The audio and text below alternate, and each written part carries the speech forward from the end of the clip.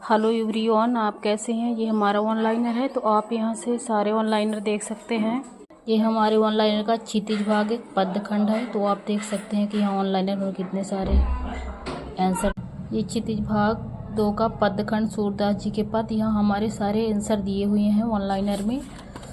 और इसके बाद फिर और ये हमारे आंसर यहाँ पे दिए हुए हैं। आप इसे बहुत अच्छे से पढ़िए, रिवीजन करिए और समझ के साथ पढ़िए। फिर यहाँ से हमारा पार्ट 2 राम लक्ष्मण परशुराम संवाद, जो बालकांड से लिया गया है। तुलसीदास जी का जीवन परिचय, इनकी मृत्यु किस काल के कवि है, यहाँ सारे ऑनलाइनर दिए हुए हैं। कुछ हमारे पार्ट 2 के तुलसीदास के यहाँ पे ऑनलाइनर दिए हुए हैं। और ये आत्मकथा पाठ जयशंकर प्रसाद के हमारे ऑनलाइनर दिए हुए हैं। आप बहुत अच्छे से पढ़िए, ध्यान से पढ़िए और समझ कर पढ़िए। ये हमारा पार्ट 4 हो गए उत्साह अट नहीं रही, इसके कवि सूर्यकांत त्रिपाठी निराला जी हैं। अट नहीं रही, सट नहीं रही, पट नहीं रही, मतलब समा नहीं रही, फागुन की सुंदरता समा नहीं रही।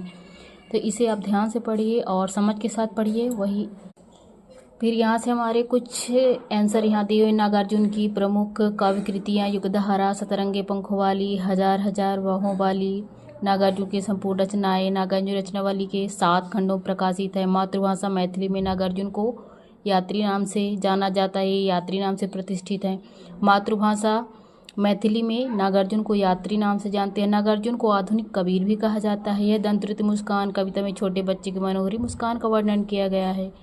कवि का मानना है कि बच्चे की मुस्कान की सुंदरता में जीवन का संदेश है।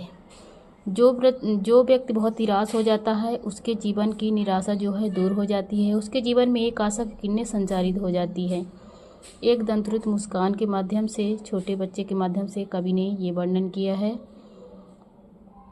और फिर इसमें फसल के बारे में वर्णन किया गया। कवि के अनुसार फसल क्या है, ढेर सारी नदियों के पानी का जादू है, किसानों के हाथों ईश्वर की महिमा है।